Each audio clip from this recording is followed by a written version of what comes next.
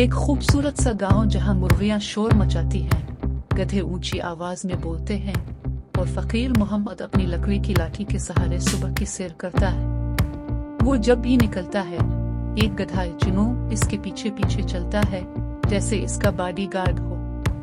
फकीर मोहम्मद चिनू से कहता है, बस कर चिनू, लोग समझेंगे मैंने तुम्हें भी पेंशन पर रखा है। एक मुअज़्ज़ज़ गांव वाला चौधरी बिस्मिल्लाह इंतकाल कर जाता है।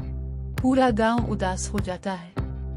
जनाजे में मर्द, औरतें और हत्ता के चौधरी का कुत्ता श्राउल भी आंखों में आंसू लिए खड़ा है। श्राउल जनाजे के दौरान एक मुर्गी के पीछे भाग जाता है। मौलवी साहब गुस्से में कहते हैं, यही हाल है जी, जिंदों का जनाजा है और कुत्ते मुर्गी के पीछे। चौधरी बिस्मिल्लाह का बेटा काशिफ शहर से आता है। वो हैरान होता है कि बाप के मरने पर सब इतने संजीदा हैं, लेकिन जब वो जिंदा था तो तन्हा रहता था। काशिफ एक बुजुर्ग से पूछता है, ये सब अब क्यों रो रहे हैं? जब वो जिंदा थे तो कोई हाल नहीं पूछता था। बुजुर्ग बोलता है, बेटा, मुर्दे खामोश होते हैं, जिंदा सवाल करते हैं। काशिफ देखता है कि फकीर मोहम्मद जो सबके जनाजे उठाता है, खुद टूटी छत के नीचे रहता है। इसके पास न पंखा न पेंशन, लेकिन दिल बहुत बड़ा है।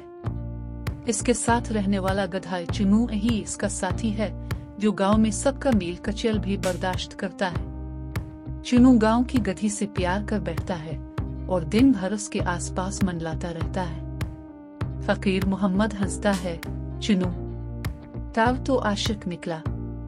काशिफ फैसला करता है कि वो गांव को बदल देगा। वो फकीर मोहम्मद को अपने साथ रखता है, उसकी छत ठीक करवाता है और एक जिंदा कंधा सेंटर बनाता है जहां जिसे भी सहारा चाहिए वो आ सकता है। काशिफ नौजवानों को इकट्ठा करता है। वो एक टीम बनाते हैं जिसका नाम रखते हैं जिंदा कंधे वाले। टीम में एक घोड़ा भी शामिल किया जाता है जिसे बबलू कहते हैं।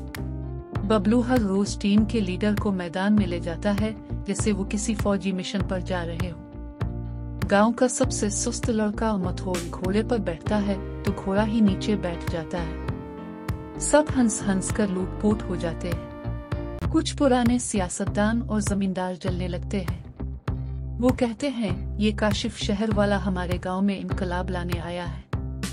वो फकीर मोहम्मद पर झूठा इल्जाम लगाकर पुलिस को बुलाते हैं। शाओ, जो चौधरी के बाद गुमसिम था, अचानक पुलिस वालों की गाड़ी के नीचे लेट जाता है और उनके आने से रोकता है।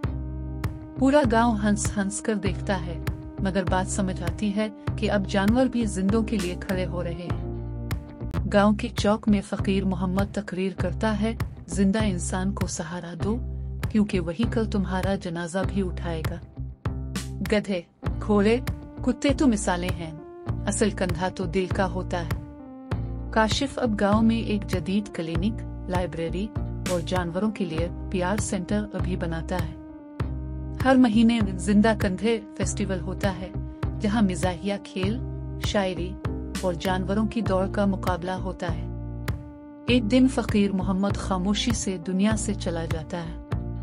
अब इसके जनाजे में इंसानों के साथ साथ चिनू, बबलू और श्राव भी शामिल होते हैं।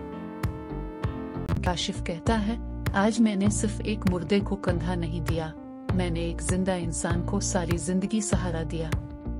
यही असल नेकी है। वीडियो को लाइक करें, शेयर करें, कमेंट करें, चैनल को सब्सक्राइब करें।